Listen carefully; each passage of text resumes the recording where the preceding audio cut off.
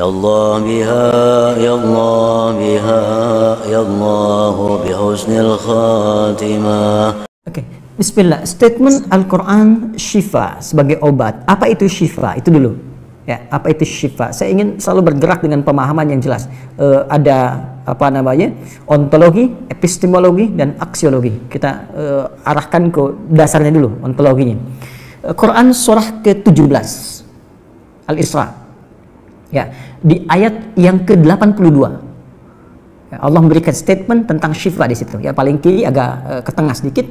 Wa nunazzilu minal Qur'ani ma huwa syifaa'un wa rahmatul lil mu'minin wa la yazidul zalimina illa khasara. Wa nunazzilu minal Qur'an, dan kami turunkan dari ayat-ayat Quran itu, minnya tab'id, menunjuk pada sebagian. Jadi nanti ayat Quran itu punya banyak keutamaan. Setiap ayatnya itu keutamaan pedomannya ke A, keistimewaannya bisa A, nanti yang lain bisa B, bisa C. Ada terkait dengan penyakit, ada terkait dengan kesuksesan, ada terkait dengan karir, dengan macam-macam. Ya, itu bimbingan yang kompleks dan sangat luas. Nah, ada sebagian ayat Quran itu yang ayatnya memberi petunjuk langsung berfungsi sebagai syifa. Ya. Wa rahmatul lil mu'minin, ada ayat lain berfungsi sebagai rahmat.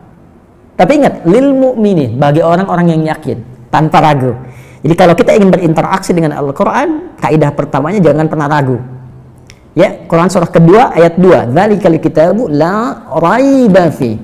Semua isi Al-Quran akan jadi petunjuk hudal lil muttaqin, bagi orang takwa, syaratnya la raiba fi. Jangan ragukan sedikit pun. Anda ragu, Anda tidak mendapat manfaatnya. Oke, sekarang kita kembali. Apa itu syifa? Syifa sering diterjemahkan dengan obat. Ya, penawar. Syifa sesungguhnya punya arti yang lebih luas.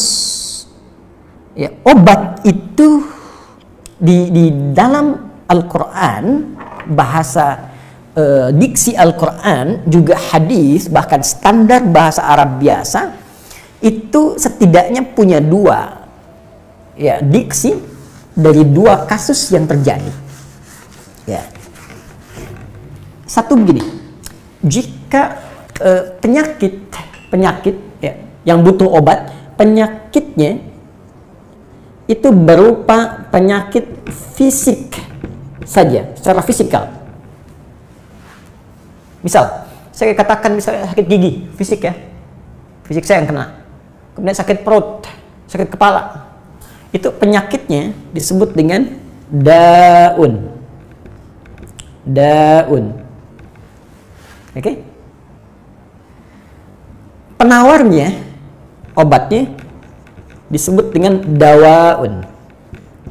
Ini. Baik kan? Ya. Karena itu ada kalimat begini yang disandarkan pada Nabi SAW, likulli da'in dawaun. Di setiap penyakit fisik itu mesti punya keyakinan pasti ada obatnya. Jelas ya? Nah, yang kedua, ada jenis penyakit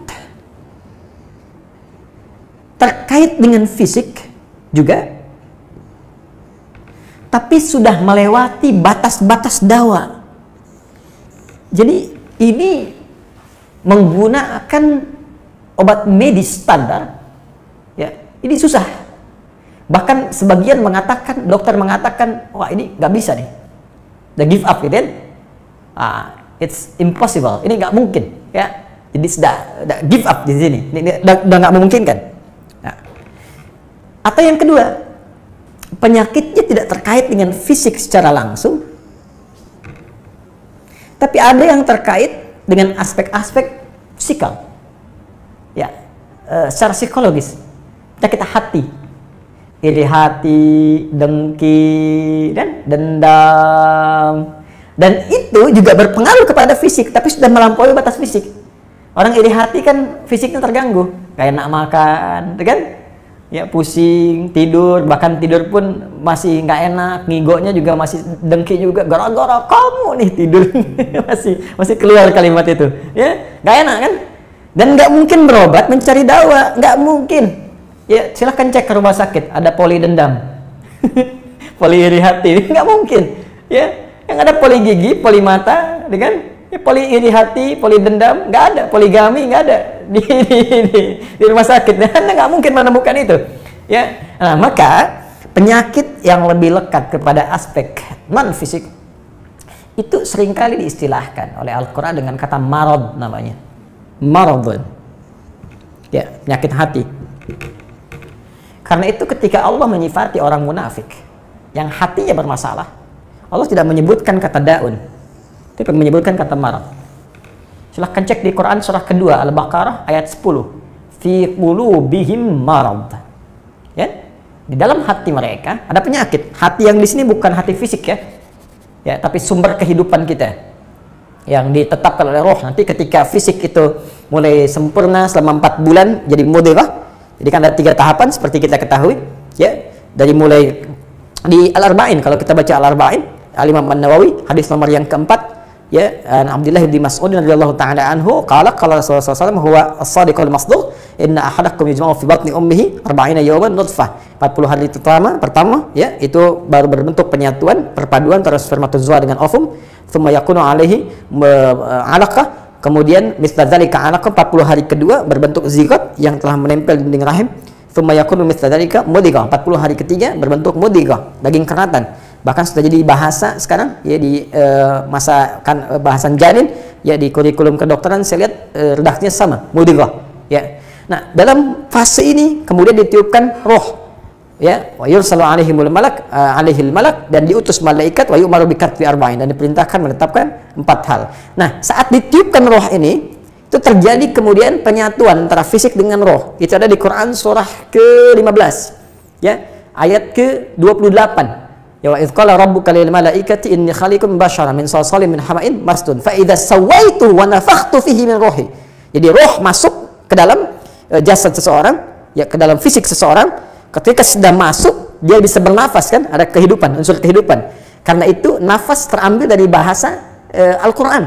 Jadi begitu kemudian sudah masuk roh ke dalam jiwa, menjadi nafas namanya, berubah dari roh jadi nafas ya. Maka dia membawa 2 potensi ya, ada fujur, ada takwa. Di Quran surah 91 ayat 7 sampai 10. Wa nafsi wa ma sawwaha fa alhamaha fujuraha wa taqwaha. Jelas ya? Maka wa nafsi wa ma sawwaha, jika roh sudah masuk ke dalam jiwa jadi nafas, dan disitulah manusia bisa bernafas. Tapi jangan lupa dia membawa 2 potensi, ada potensi kebaikan takwa, ada katalis kebaikan. Saya tidak mengatakan yang buruk, itu katalisnya, jadi lawannya langsung ya, itu jujur lawannya dusta ya, marah lawannya sabar. Yang sabar itu takwa, jujur itu takwa. Yang marah, yang sombong, yang bohong itu namanya fujur, itu katalisnya. Di Allah menciptakan sifat marah bukan ingin membuat Anda pemarah, tapi ingin kemudian memacu supaya yang sabarnya muncul. Sebab kalau nggak ada marah, bagaimana bisa ada sabar? Itu cara membacanya. Nah, di sini terjadi pergolakan ya. Apa kaitannya dengan ini? Orang-orang yang tidak bisa mengendalikan sifat takwanya dan tidak menjadikan sifat fujurnya sebagai katalis, tapi diikuti menjadi dominan, maka jadi penyakit di hatinya. Itu yang disebutkan dengan marad namanya. Ya, itulah yang memunculkan penyakit ria, pamer, gitu kan? Sum'ah, ingin didengar orang, sombong turunannya, ya, kemudian dendam dan sebagainya. Ini marad. Marad ini dan penyakit yang sudah melewati batas fisik, kalaupun terkait dengan fisik, nggak ada obatnya dari dawa. Yang ada hanya syifa. Syifa. Maka jika ada orang tertentu yang terkena penyakit fisik yang sudah di luar batas dawa, yang medis misalnya udah nggak bisa nih, ini nggak mungkin, maka beralihlah dari dawa ke syifa. Ini yang pernah dilakukan oleh Nabi Ayyub alaihissalam. Ketika diuji dengan penyakit, Allah contohkan langsung supaya kita bisa meniru. Bukankah ayat ini turun ketika Nabi diuji dengan penyakit? Ya, supaya memohon kepada Allah.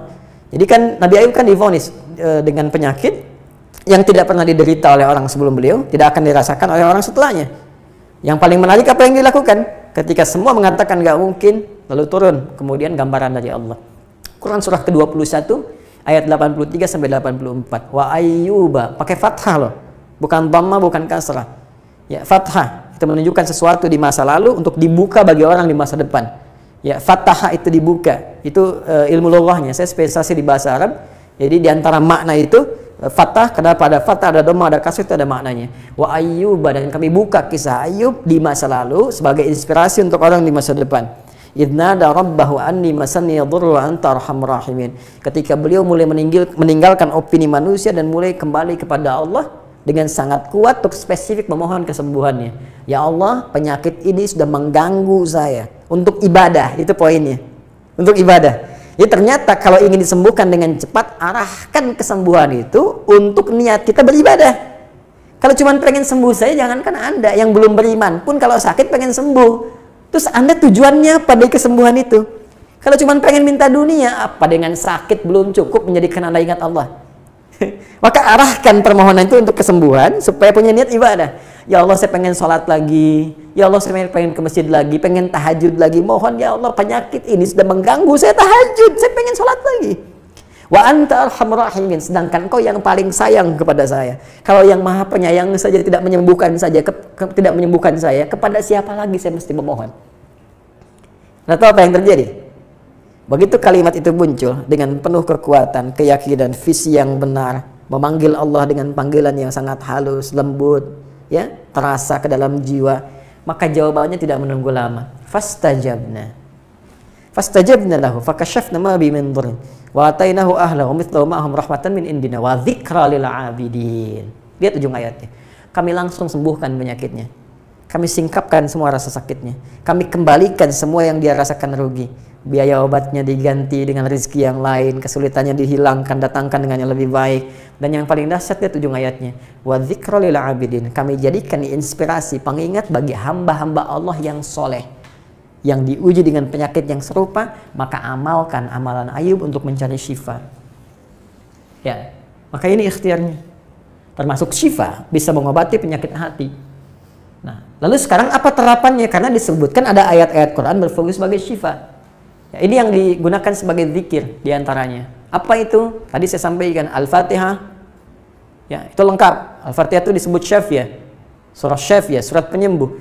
Silahkan Anda buka semua kitab tafsir.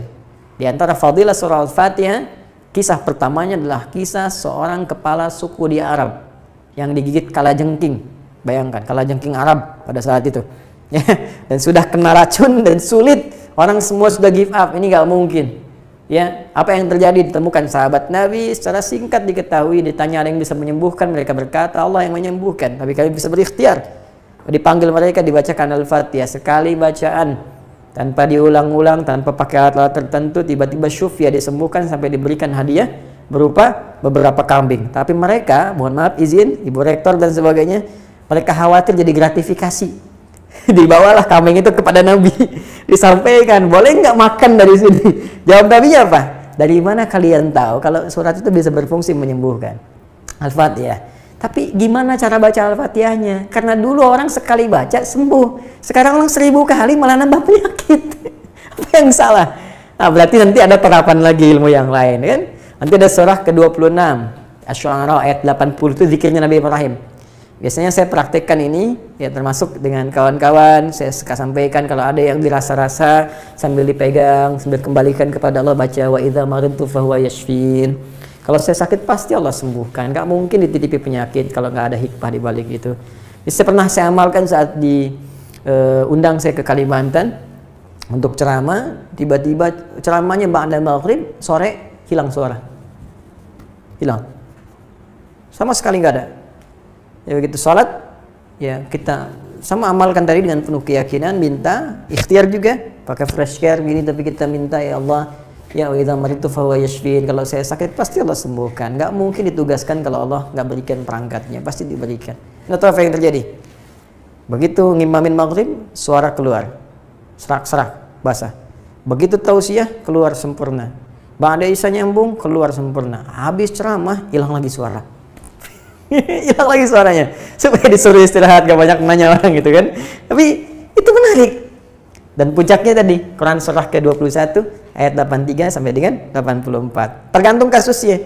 Kalau di kasusnya misalnya kasus mohon maaf ya terkait dengan kehamilan, nanti ada lagi yang lain ayat-ayatnya ya.